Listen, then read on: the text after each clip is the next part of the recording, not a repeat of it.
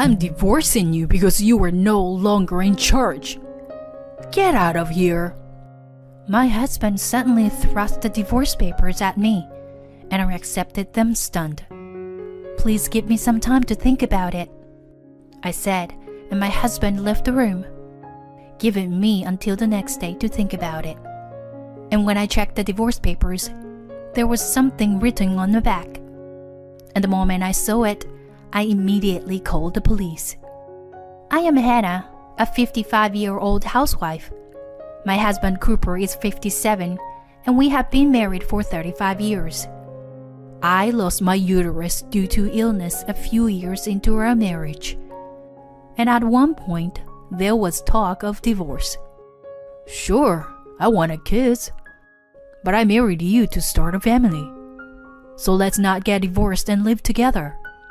When I was almost heartbroken over not being able to have children, Cooper supported me by saying that. Cooper is the third son. His father was the president of a small business, and when his father died, his oldest son took over. Since the time when Cooper joined my parents-in-law's company at the request of my brother-in-law, Cooper's behavior changed little by little from the time he was kind to me. About a year after he joined the company, he started coming later, about close to midnight, saying that he had to work overtime. He also started leaving the house on his day off because he had to work on his days off. He began to avoid talking to me, and his facial expression was not as cheerful as it used to be. No matter how many times I asked him about this, he would say, It's nothing to talk about with you." I also grew increasingly distrustful to Cooper's attitude, and I tried to several times to talk to him about it. But he refused to talk to me for some reason. There was no doubt that something had happened, either between his family or at the company. Did my mother-in-law say something to him? I gradually began to think so. This has to do with the fact that there is a big gap between me and my mother-in-law. My mother-in-law was very harsh on me for not being able to have children. Why did you marry Cooper if you aren't even have children? If you can't even have children, get a divorce soon. You are an eyesore. These words were said to me every time we saw each other, and when Cooper heard about it, he was furious. The next time you say something like that, I'm going to cut you off from this family. Cooper was so furious that he declared to his mother that he was going to cut ties with her. So we came to an agreement that I was not to have anything to do with my in-laws. I have since grown apart from my in-laws, but I still can't completely cut ties with them for reasons such as socializing with relatives. On those occasions, I only greeted and talked with my mother-in-law at the bare minimum, and try not to show my mother-in-law that I was avoiding her. However, my mother-in-law talked about me behind my back to my relatives. Some of the people who took advantage of my mother-in-law's stories made small comments about me and blatantly avoided me. Hannah, you never had a baby, but you took advantage of Cooper's kindness and told him not to have anything to do with his mother. How can you so brazen in your position as his wife? I am sorry that I cannot have children. But as for his involvement with his mother, Cooper told me that I didn't have to get involved. With all due respect, I think that digging up an issue that was resolved between the two parties when you don't know anything about, it will cause unnecessary misunderstandings and make the relationship more complicated. The relative who had been on my mother-in-law's side, apparently not expecting me to talk back, was stunned by my words and attitude and immediately became angry. I'm just trying to give you advice on how to get along with your relatives. Did my mother-in-law really call me a useless, childless woman? Yes, she did. And she's not wrong. You can't do your job as a wife. And you can't respect your relatives and your superiors. Why did Cooper marry an insane woman like you? Who knows? Oh, by the way, Cooper said that if his mother continues to say things about how I am useless and can't have children, then he's going to cut tie with her once and for all. What will his mother do if that were to happen? Will you tell Cooper about this? Would you take responsibility? When I brought up the subject of Cooper's and his mother's installations, the relative woman, who apparently didn't know what was going on, was at a loss for words and then apologized in a small voice. I'm sorry. I guess I interfered too much, out of consideration for Cooper's mother. I don't want to cause trouble. So can we just forget this ever happened? With that, she quickly left. I wondered whether I should tell Cooper, but I didn't and only told my mother-in-law in secret. I see that you still have some thoughts about me not having children. I just heard from a relative. Should I have another thorough discussion with Cooper as well? At my words, my mother-in-law turned blue and refused to discuss it. I'm sorry. I guess my words came across a little crooked. I am sad for you and your family that you choose not to have children, but I don't want to criticize you for it. My mother-in-law quickly apologized, so her son didn't cut ties with her. We decided to keep this matter to ourselves. For the next few decades, we enjoyed our life together, even though we never had children. One day, after all those days, Cooper says to me, My brother asked me if I wanted to join his company. I told him no, that I was too old to change jobs. But he insisted. And it doesn't sound like the company is going to downhill or anything. What do you think I should do? He asked me. In fact, I am now a full-time housewife, but during my working years I have seen various companies in financial trouble as a management consultant. So I immediately checked the situation of his family's company. But it certainly did not seem to be in financial trouble. When I told him this, Cooper later decided to work as a board member of the company that his eldest brother had attached to him after hearing more details from his other brother. The reason for this solicitation was simply that the company was short of staff, and the employees who held the position had retired due to illness, and the company was looking for someone who could do the job descriptions of the position. After a year had passed, Cooper's behavior began to change. He started coming home late at night, and his attitude towards me became cold. There was a lot of discord, but then Cooper told me, The housekeeper who had worked at my parents' house quit because of a sudden illness. You have some extra time on your hands.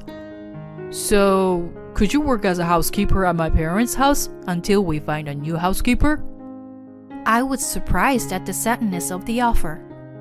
When I asked for more details, I found out that she was not a housekeeper, but rather a caretaker for his older brother who lived at home. I found out that her main job was to take care of the grandchild, who were in the care of my parents-in-law's family. The eldest brother and his wife were in the middle of divorce proceedings, so they were taking care of the grandchild. The granddaughter was a 12-year-old girl named Samantha, and while she was at school, the caretaker cleaned the house and cooked food. After Cooper told me more about Samantha, I decided to take the job. Samantha seems to have a hard time with adults, and at first she was very shy around me. However, after 6 months, Samantha began to talk to me about her problems and events at school, and I was able to hear many other things from her. I asked Cooper's brother if I could take care of Samantha at home, so that I could spend more time with her. You were going to kidnap Samantha because you couldn't have children yourself. And if you won't clean the house and do the chores, then you are not a good housekeeper. So I'm going to stop employing you. And from my mother-in-law, who heard this, Now you want a child? You made Cooper give up on having kids. And you think you can talk like this? Besides, Samantha is a girl. And if you take her in, she'll soon be married off and wasting Cooper's money. I won't allow you to do that. and refused my request. I didn't even say I would take her in. But my mother-in-law and my brother-in-law jumped the gun on me for not having children. Perhaps my mother-in-law's thinking was that since Samantha is a girl and cannot be the heir, she didn't want to include her in my parents-in-law's finances. She probably wants her mother to take over Samantha after her father and his wife get divorced. On top of that, my mother-in-law said this to Samantha: "You are going to go to your mother's side and live in poverty, so don't get used to living at home. You are the only one who will be of no use to our family." Samantha was quite bitter toward her grandmother because of this. I was so disgusted by this idea that I couldn't say anything, at least while I was visiting my in-laws. I tried to make Samantha's favorite food and try not to have contact with my mother-in-law as much as possible, so that Samantha could be as cheerful as possible. After a year had passed, I went to my parents-in-law's house to talk to Cooper. Cooper was waiting for me, sandwiched between his eldest brother and his mother. "My brother's divorce is final. That means you were no longer of any use to me.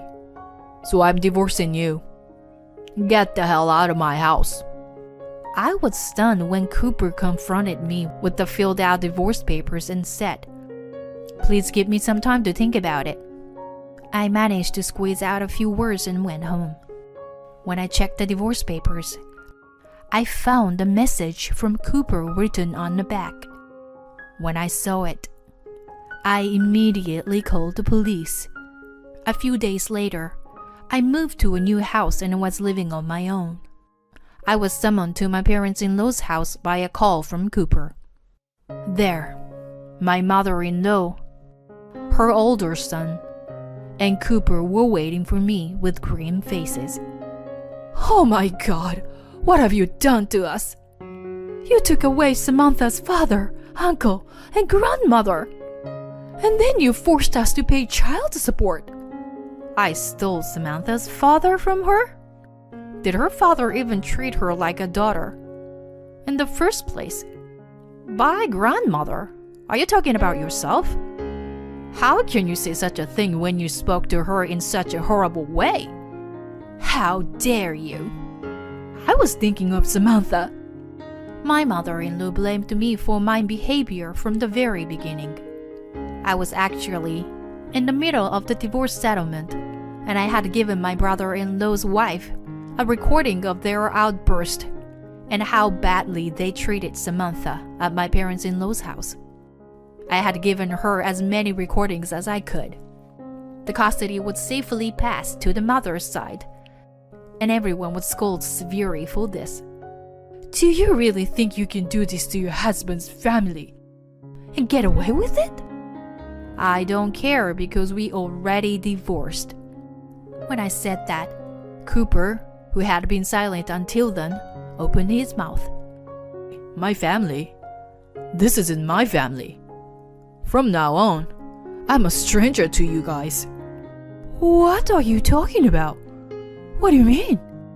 Cooper's brother, as well as his mother's eyes, were blank because of what Cooper had said. We had to explain them what had happened so far.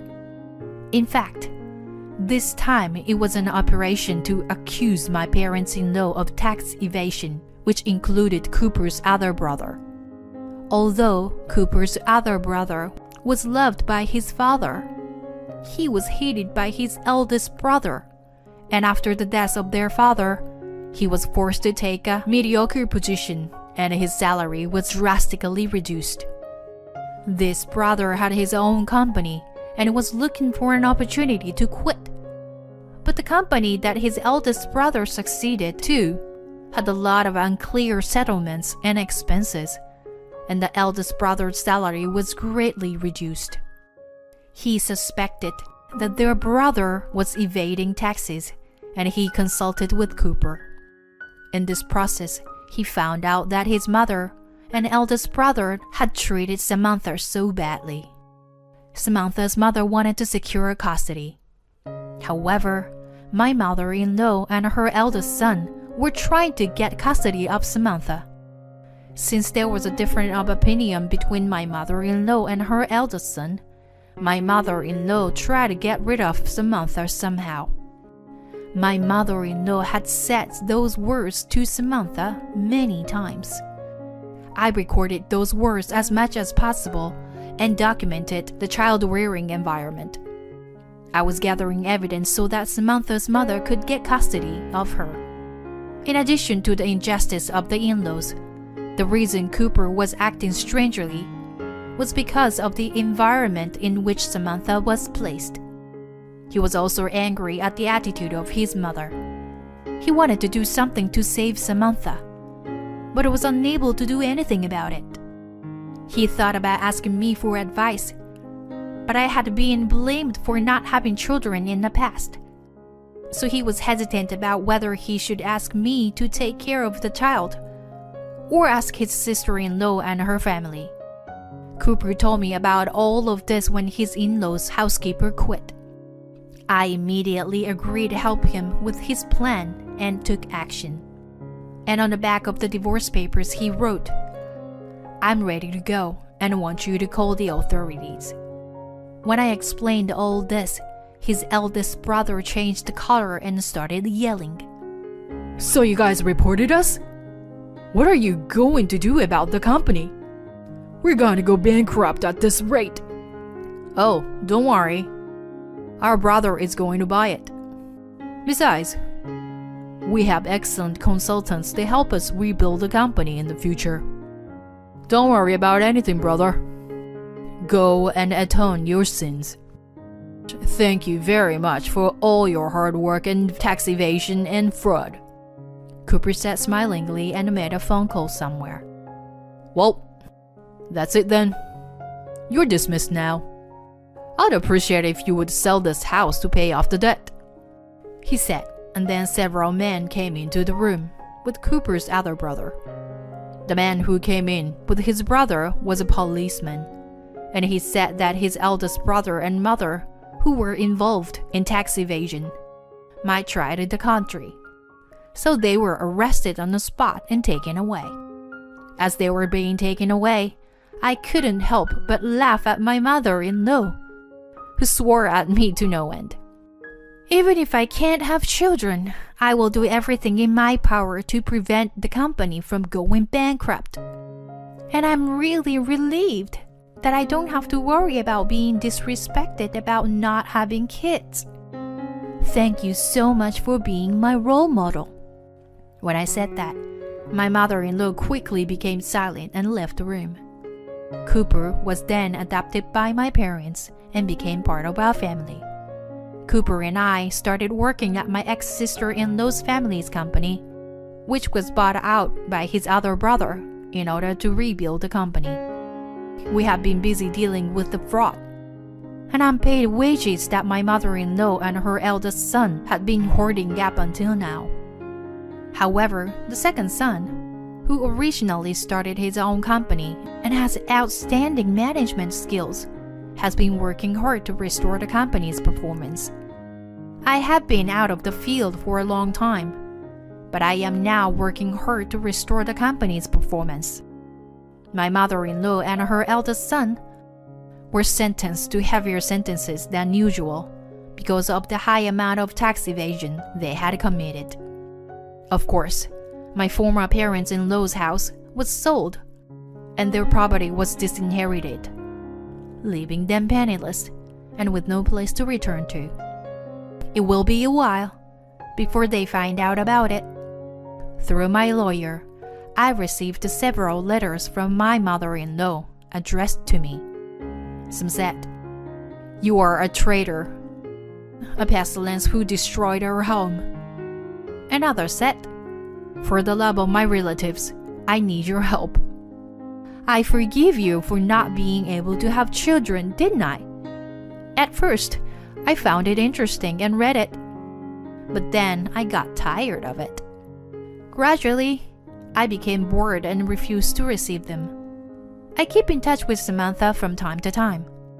It's been a while since this fiasco, and I've been trying to help her and her mom get her life back on track. Samantha's mother contacted me to thank me for taking care of her almost exclusively. Hannah, because of you, you saved Samantha's life. Samantha has been asking about you since then, saying you were the only one who was nice to her. If you don't mind, would you play with Samantha again? I started to cry involuntarily at those words, and also to Samantha, who was on the phone before I knew it. I want to eat your food again. So will you cook it for me next time? I cried so hard when she called out to me. Cooper, who was nearby, saw this and at first wondered what was going on. However, when he heard Samantha's enthusiastic voice coming out of the receiver, she pointed at me and started laughing hysterically. We made an appointment to meet and hung up the phone. And since our new house was only a 15-minute drive from Samantha's and her family's new house, we began to see each other frequently. I'm busy with work right now, but when things settle down, I'll be able to meet more with Samantha and her family. I think I'll invite Samantha and her mother to a trip to Disneyland. By the way, before Cooper was adopted to my parents, he told me about his previous curt attitude and the delay in consulting with me. He apologized many times for making me feel uncomfortable when he brought me face to face with his mother. I wasn't mad at him or anything, and now we can have a happy life.